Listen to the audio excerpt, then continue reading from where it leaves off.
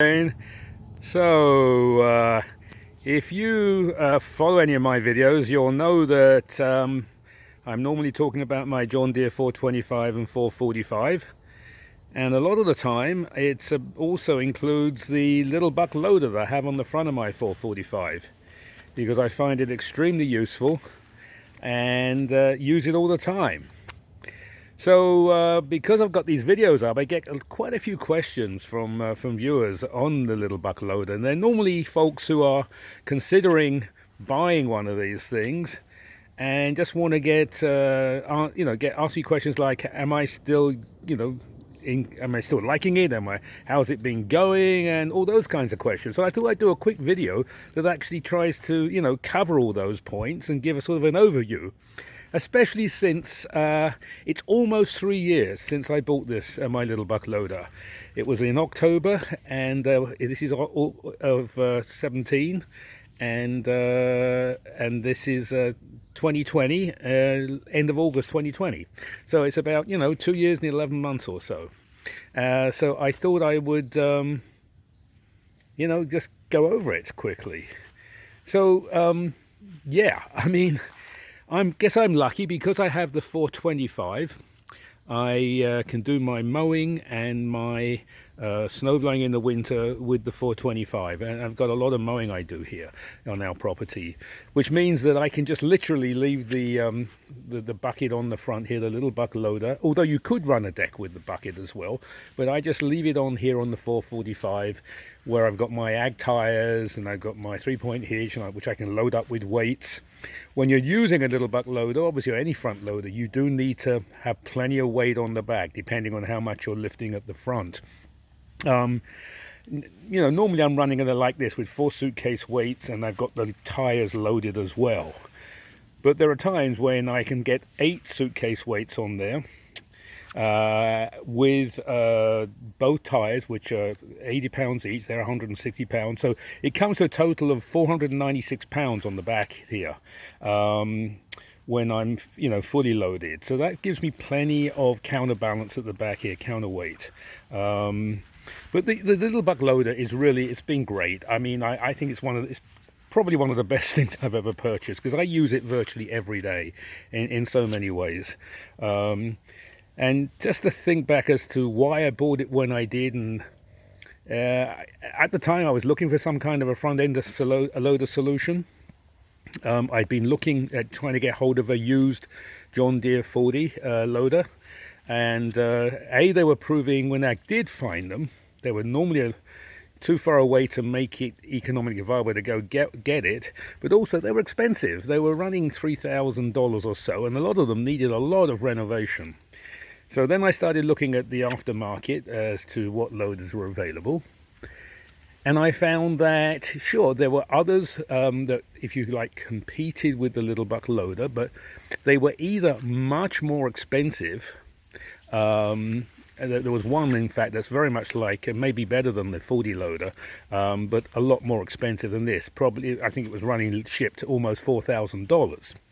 Then there were one or two seemingly similar offerings to the little buck loader, but when you really got down to it, they didn't have the lift or the reach that you would really need if you wanted to do all the things that I wanted to do, which is grade and dig and scrape and lift and dump into my trailer, or maybe if you had a pickup, you want to dump into your pickup. Most of the other lower, less expensive options just don't do that. They lift and carry, but they don't raise and dump and all that sort of thing. So that's what brought me to the little buck loader. As I remember it at the time, and they probably have gone up in price a bit, but hopefully not too much. It was about, I think it was $1,600 to buy it, and then to have it shipped from Illinois, it was another, I think, $300 or $350. Anyway, it was under $2,000 all in to have it shipped here. And again, I've got videos going way back about the arrival and the original fitment of the little buck loader. At the time, it was still a lot of money to spend. I remember calling the owner of Little Buck Loader, and I always get his name. I think it's Steve Person, right? Yeah, Steve Person, and he has a son, Luke. I think it's a father and son team, small company in Illinois. And he was very helpful, and he answered all my questions at the time over the phone. And I felt, pretty comfortable about buying it. But, it's not until it arrives and you fit it and you start using it you can be sure. Anyway, I was immediately impressed by the little buck loader.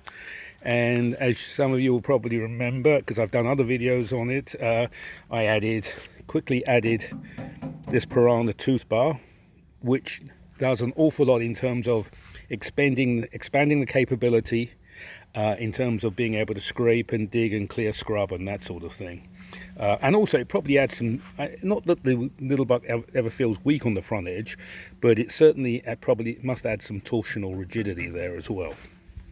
And then over time I bought a set of these forks here, which are invaluable. I mean, $100 for a set of forks, I think it was $99, and they have been amazing, the things I've done with these forks. And then another thing I use with the little buck loader is a set of log tongs, which I have run from a chain, and you've probably seen videos where I'm using those as well. And so one way or another, I'm using the little buck loader to lift, dig, carry, empty, every day I'm doing things with it on the property. We have two homes on this property, and so I'm always busy with it. Give you an example. This was 3 days ago. I had all this wood here delivered from the little mill here. These are heavy timbers. I'm having a pergola built on the back of on one of the properties, and these are big. Some of these are 12 feet, some are 16 feet, some are 18 feet. The biggest ones are 12 inches by 4 inches, 18 feet long. They came on a small flatbed with one guy, the owner of the mill, who I know quite well.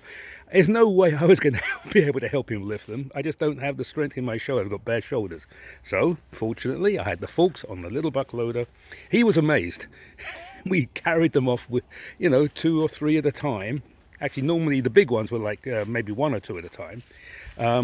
Took them off the flatbed and laid them down here, waiting to be used. It's amazing what that thing can do.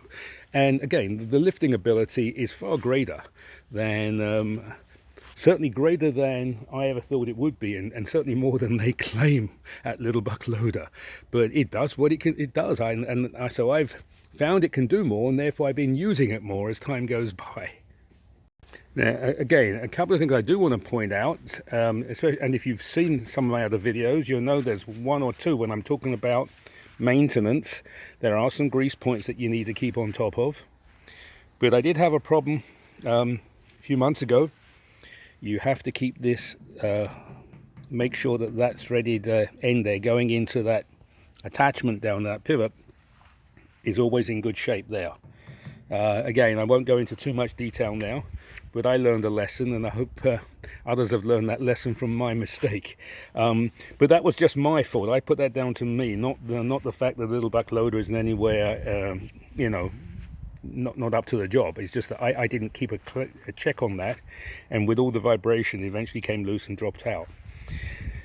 But that's the only real problem I've had with it when I think about it. And I feel good about this. When I'm buying something, and I think this goes for most of us really, I'm looking for quality, I'm looking for value, and I'm ultimately going to be looking for customer support. And if on top of that, I can buy American, and especially if I can buy from a small American company, that's kind of cream on the cake. That makes it feel even better. And actually, this little buck loader checks all those boxes. Clearly, it's from a small little company, father and son team in rural Illinois. Clearly I'm happy with the quality because it's been doing a fabulous job. Great value as far as I'm concerned compared with any alternatives, and also they've proven to be very good when it comes to customer service. And there was one example I'll give you. This is about a year ago, so I'd had the little buck loader about 2 years, and I'd been using it so much I developed a slight sort of tear, a little crease, crack in the steel by the weld there, where the bracket welds on. And I was a bit concerned about how it might spread. So I called them up. I emailed them, actually. I didn't call them. And The son, Luke called me and said, you know, sort of, thanks for letting. And I wasn't kind of complaining. I was just looking for their advice, and he said, thanks for letting us know. You know, we have reinforced those brackets anyway, and we'd like to send you another one. And I'm like, you're kidding, right? And then sure enough, another one came. And I know they like my videos. He did tell me that. So, you know, but I didn't feel it was because I do videos that they were doing it. You know, they were just doing what they do, I guess. Anyway, I was overwhelmed. I was blown over by that. So it does give you a sense. I'm not saying they're doing that all the time, but they're keen to please and they're keen to help, which is, you know, again, pleases me and makes me feel good about the product. So anyway, I don't really have a lot else to say. Hopefully I've answered a lot of the questions. Yes, I do still like it. Yes, I find it extremely useful. Yes, I think if you take good care of it, I mean, it is reliable, but you do want to grease it, you know, regularly, like any piece of mechanical equipment when you've got, you know, pivot points and bearings and that sort of thing. And yes, it is incredibly versatile. I would always recommend get yourself a nice Piranha tooth bar. Another $300 extremely well spent. And if you really want to do some lifting and loading, get yourself some forks. I mean, for instance, as well as shifting things like these huge timbers here, I did a video a few days ago when I used these forks to raise up a rooftop tent, one of these hard shell tents, which weighs about 150 pounds, and all by myself I was able to raise it up and get it on the roof of my vehicle using these, on my SUV, using these forks. And again, the log tongs, I don't have them to hand right at the moment, they're around the back, but I use chains all the time as well. But you know, grading, lifting, loading. I have a big grader blade which I've had for years, that goes on the 3-point one, you know, really heavy duty one, king cutter.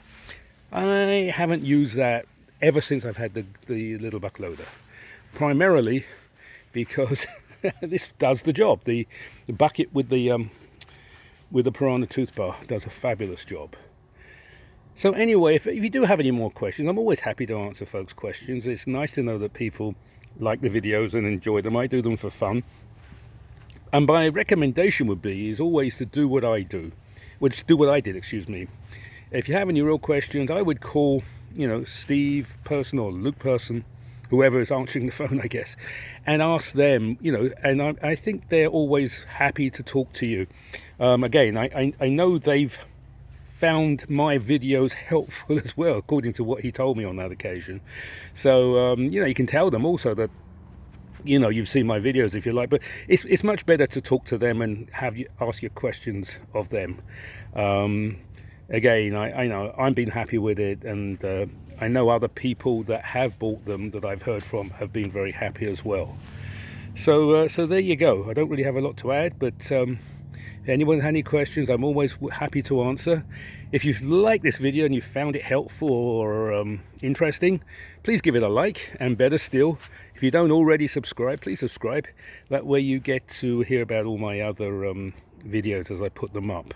I've got a couple a couple little projects I'm working on right now that will be, I think, of interest to folks who follow my videos.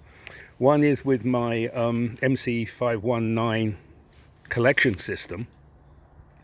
I've got a nice big linear actuator I want to put on there to use it for dumping. A lot easier, I think, hopefully, than you know, pulling having to turn around and lift it. That's one, and there's a couple of other things, little projects I have in mind that hopefully I can get to quite soon. Anyway, again, thanks for viewing as always, and stay safe and have a great day.